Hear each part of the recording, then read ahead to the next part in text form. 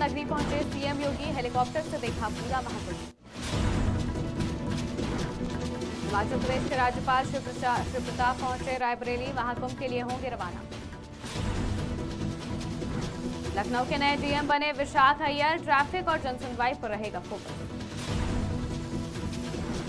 झांसी में सहकारी समिति का वार्षिक अधिवेशन संपन्न, किसानों को फसल बीमा की जानकारी दी गई। नमस्कार, स्वागत है आपका आज की खबर में। मैं हूं आपके साथ महिमा शर्मा। बढ़ते हैं उत्तर प्रदेश की बड़ी खबरों की ओर। आज सीएम योगी आदित्यनाथ प्रयागराज के दौरे पर रहे, जहां उन्होंने मेले का हवाई सर्वेक्षण किया। वहीं 22 जनवरी को यूपी सरकार प्रयागराज में कैबिनेट बैठक भी आयोजित करेगी।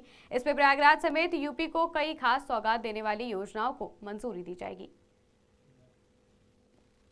अयोध्या में श्री राम मंदिर और हनुमानगढ़ी के दर्शन के बाद राज्यपाल शिव प्रताप शुक्ला रायबरेली में अपनी बेटी के घर पहुंचे। एम्स परिसर स्थित मंदिर में पूजा अर्चना के बाद वो महाकुंभ में अमृत स्नान करेंगे। अयोध्या हम लोगों को कोई आज से जाना नहीं हो रहा है, जब भी रहे हैं तो जाना हुआ है। कल अयोध्या में एक विद्यालय का कार्यक्रम था, उसमें गया था।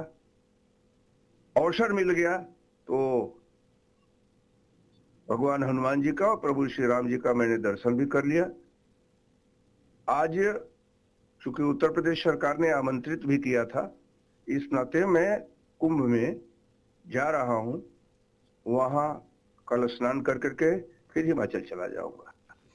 2011 बैच के आईएएस अधिकारी विशाख अय्यर ने लखनऊ जिलाधिकारी का चार्ज संभाल लिया है। उन्होंने जनसुनवाई, ट्रैफिक व्यवस्था, खराब सड़कों और स्कूल फिटनेस वाहनों पर सुधार का आश्वासन दिया। भूमाफियाओं पर कार्रवाई और डेवलपमेंट प्रोजेक्ट को समय पर पूरा करना उनकी प्राथमिकता होगी। शासन के आदेशानुसार मैं आज अपराह्न में जिलाधिकारी लखनऊ के रूप में कार्यभार ग्रहण किया है। मैं इससे पूर्व बतौर जिलाधिकारी के रूप में जनपद अलीगढ़, कानपुर नगर, भदोही, चित्रकूट और हमीरपुर 5 जनपदों में तैनात रहा हूं। और उसके साथ साथ मैं सचिवालय में भी, मुख्यमंत्री कार्यालय में विशेष सचिव माननीय मुख्यमंत्री के रूप में भी और नागरिक उड्डयन के निदेशक के रूप में भी कार्य कर चुका हूँ। मैं मूलतः केरल के रहने वाला हूँ और जहाँ तक प्राथमिकताओं की जो बात है, क्योंकि लखनऊ एक महानगर होने के साथ साथ प्रदेश की राजधानी भी है, तो निश्चित रूप में सबसे पहला प्रायोरिटी तो ये रहेगा कि जो जन सुनवाई और जितनी भी जन समस्याएं हमारे सामने आते हैं उनका समुचित और समयबद्ध रूप में। झांसी के गरौठा में भदरवारा खुर्द साधन सहकारी समिति का वार्षिक अधिवेशन विधायक जवाहरलाल राजपूत के मुख्य आतिथ्य में संपन्न हुआ। अधिवेशन में किसानों को केसीसी, जैविक खेती और फसल बीमा से जुड़ी जानकारी दी गई। विधायक ने समिति के अच्छे टर्नओवर की प्रशंसा की और ग्रामीण रोजगार को बढ़ावा देने की बात कही। इस मौके पर बड़ी संख्या में किसान और गणमान्य नागरिक मौजूद रहे। नेपाल के लुम्बिनी से एक श्रद्धालु परिवार प्रयागराज महाकुंभ में गंगा स्नान के लिए 300 किलोमीटर की पैदल यात्रा कर रहा है। बेदी यादव अपने परिवार के साथ सिद्धार्थनगर जनपद के ककरहवा बॉर्डर से होते हुए इस पवित्र यात्रा पर निकले हैं। प्रयागराज में लगे हुए महाकुंभ में आस्था की डुबकी लगाने के लिए वो अपने परिवार संग पैदल यात्रा करते हुए सनातन संस्कृति का प्रचार प्रसार भी कर रहे हैं। हमारा जो मकसद है संपूर्ण सनातन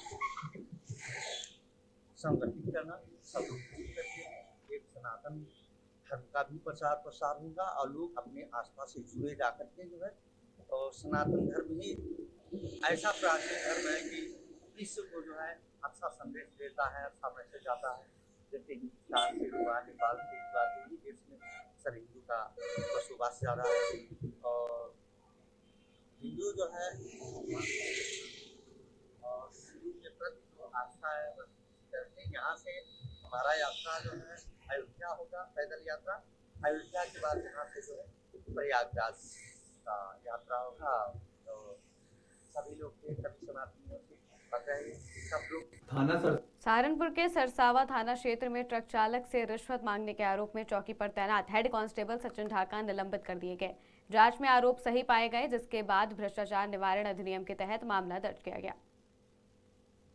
थाना सरसावा पर एक व्यक्ति द्वारा प्रार्थना पत्र दिया गया, जिसमें कि उन्होंने बताया कि उनकी जो गाड़ी है वह खनन सामग्री का परिवहन करती है। जब उनकी गाड़ी शाहजहांपुर पर आई तो वहां पर संयुक्त टीम द्वारा उनके सभी कागजात चेक किए गए और सभी वैध कागजात पाए गए और उसके उपरांत वो गाड़ी जब वहां से चलने लगी तब वहां पर तैनात शाहजहांपुर चौकी पर तैनात एक सिपाही द्वारा उनसे पैसे की मांग की गई और उन पर दबाव बनाया गया पैसे देने के लिए। और इसमें प्रथम दृष्टया जो उन्होंने जो साक्ष्य दिए हैं इसमें जो आरोप सही पाए गए हैं। इसके उपरांत वरिष्ठ पुलिस अधीक्षक महोदय द्वारा उस सिपाही को निलंबित कर दिया गया। सिपाही का नाम सचिन कुमार ढाका है। निलंबन की कार्रवाई के उपरांत थाना सरसावा पर वादी के प्रार्थना पत्र पर सुसंगत धाराओं में अभियोग पंजीकृत किया गया है और इसमें अग्रिम कार्रवाई थाना सरसावा पर की जाए। सहारनपुर में लव जिहाद और गौकशी की घटनाओं पर अंकुश लगाने की मांग को लेकर बजरंग दल ने कलेक्ट्रेट पर प्रदर्शन किया। कार्यकर्ताओं ने एसएसपी के नाम ज्ञापन सौंपा और चेतावनी दी कि यदि कार्रवाई नहीं हुई तो बड़ा आंदोलन किया जाएगा। आज ज्ञापन दिया गया है कुछ कार्यकर्ताओं द्वारा बजरंग दल के। उन्होंने ये बताया कि बीते दिनों कुछ जो गोकशी की घटनाएं हुई हैं जो अनवर्कड आउट है उनका शीघ्र अनावरण करने के लिए और जिससे कि एक मैसेज जाए और आगे गोकशी की घटनाएं रुक सके। उन्होंने ये बताया कि शीघ्र से अनावरण करना है और पुलिस मेरे द्वारा यहाँ ज्ञापन ले लिया गया और सभी घटनाओं पे अभी कार्य चल रहा है, प्रगति पर है और जो पूर्व में इस तरह की घटनाएं करी है उन पर दबिशें भी दी जा रही है, शीघ्र ही निस्तारण किया जाए। आज प्रयागराज में एक महिला ने गैंगरेप का आरोप लगाया जिसके बाद पुलिस ने मामला दर्ज कर एक आरोपी को जेल भेज दिया है। गांव के लोग इसे निराधार बताते हुए आरोपों को राजनीतिक साजिश का हिस्सा बता रहे हैं। समाजवादी पार्टी ने पीड़िता के समर्थन में प्रतिनिधिमंडल भेजा जिस पर गांव वालों ने मामले के राजनीतिकरण का आरोप लगाया है। फिलहाल पुलिस की जांच जारी है। इसकी सच्चाई सर ये है कि ये औरतों का विवाद था घर के अंदर और कोई विवाद हम लोगों से था नहीं, बच्चों से कोई विवाद था नहीं। और ये भूतपूर्व प्रधान हैं और ये राम जी आवन खुशबू के ससुर और इनके प्रधानी में हम लोग हमेशा विपक्ष रहे और साथ नहीं दिया इनके। ये विरोध के मारा साहब ये सब बवाल उठा रहे हैं और आज भी ये लोग सपा के लीडर नेता बताते हैं। हम लोगों को फर्जी फंसाने के लिए हम इसे कोशिश करते हैं और यहाँ कम से कम 2,500 आरोपित हैं साहब, केवट हैं, इनका बड़ा समूह है। हम ठाकुर वंश में अकेले हैं, इसलिए बहुत परेशानी है लोग। एंटी नारकोटिक्स टास्क फोर्स ने लखीमपुर खीरी के एक निर्माणाधीन हॉस्पिटल में छापा मारा और लगभग 10 करोड़ रुपए की मेडिफ्रॉन एमडी ड्रग्स बरामद की है। टीम ने अस्पताल में देर शाम तक कार्रवाई की जिसमें करीब 900 ग्राम मादक पदार्थ बरामद हुआ। ये मादक पदार्थ जनपद में खपाए जाने की योजना थी। पुलिस ने मामले की जांच शुरू कर दी और मौके से 2 आरोपियों को हिरासत में ले लिया।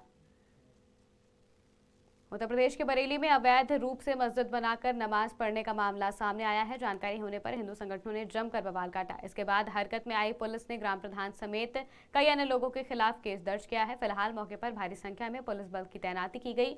इस घटना को लेकर लोगों में खूब आक्रोश है। पुलिस जांच का भरोसा देकर दोनों पक्षों को शांत करने की कोशिश कर रही है।